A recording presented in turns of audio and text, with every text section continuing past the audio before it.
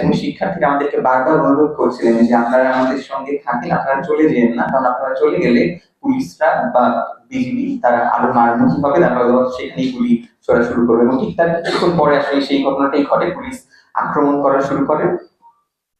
তো যাই হোক, আমি এই স্মৃতিচারণগুলো করলাম একটা ব্যাপার বোঝানোর জন্য যে মানে এই পুরো আন্দোলনে আসলে পাবলিক এবং প্রাইভেট দুই বিশ্ববিদ্যালয় তো বটেই, শিক্ষক এবং শিক্ষার্থীরা মিলে আসলে আন্দোলনটাকে বেগবান করেছেন সেই ইতিহাসটুকু স্মরণ করিয়ে দেওয়ার জন্য। এবং এরপরে 27 তারিখে আমরা তো ডিবি কার্যালয়ে গিয়েছিলাম 12 জন শিক্ষক মিলে, আমিও ছিলাম সেখানে।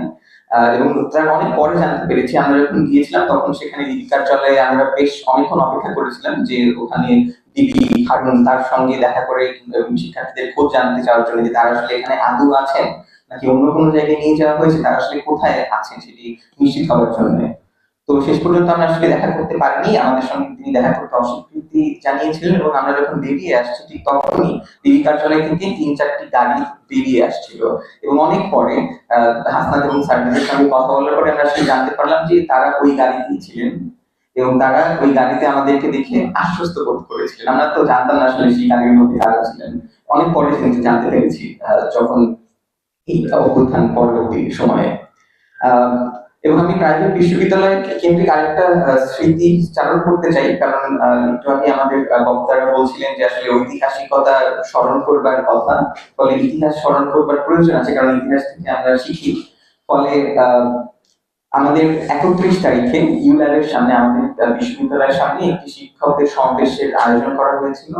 এবং সেই আয়োজন থেকে নিশ্চয়ই আপনারা সবাই হয়তো বা ভিডিওতে দেখেছেন, সলিমুল্লাহ খান সহ আরো অন্যান্য শিক্ষকরা ব্যর্থ কণ্ঠে সেখানে আসলে সরকারের পদত্যাগের দাবি সেখানে উত্থাপন করেছিলেন। এবং যখন অন্যান্য অনেকগুলো সমাবেশ থেকে আমরা কখনো বিচার চাই, হত্যা বন্ধ হোক, এই ধরনের ন্যারেটিভের মধ্যে ঘুরপাক খাচ্ছিলেন অনেকেই, আসলে আসল কথাটা বলতে বাধ ছিল কিংবা সাহস পাচ্ছিলেন না। ফলে এই ব্যর্থ কণ্ঠের এই উচ্চারণটা আমার মনে হয় যে আমি অন্তত দেখেছি যে অনেকের মধ্যে ভীষণ রকমের একটা সাহসের সঞ্চারণ ঘটিয়েছে। এবং সেই সমাবেশের পরপরই আমাদের শিক্ষকদেরও ভীষণ রকমের ডিবি পুলিশ থেকে শুরু করে ডিজিএফআই এনএসআই সবাই তৎপর হয়ে গেছেন এবং আমাদের পিছু নেওয়া শুরু করেছিলেন, আমাদের খোঁজে বিশ্ববিদ্যালয় পর্যন্ত গিয়েছিলেন, আমাদের পরিবার থেকে শুরু করে অন্যান্য অনেকের সঙ্গে কথা বলে ভয়ভীতি দেখানো শুরু করেছিলেন। ফলে এক পর্যায়ে আমাদেরকে 2-3 জনকে আসলে খানিকটা আত্মগোপনে চলে যেতে হয়েছিল 3-4 দিনের জন্য। ফলে সেই বাস্তবতাটাও আবার আছে। এবং তার পাশাপাশি আমাদের শিক্ষার্থীরা তো আন্দোলনের মাঠে ছিলেনই। 18 তারিখে ইউল্যাবের পুরো ওই অঞ্চলটাতে আন্দোলন চলেছে, তারা খানিকটা বিশ্ববিদ্যালয়ের সামনের অংশটাতে অবস্থান করেছেন, আবার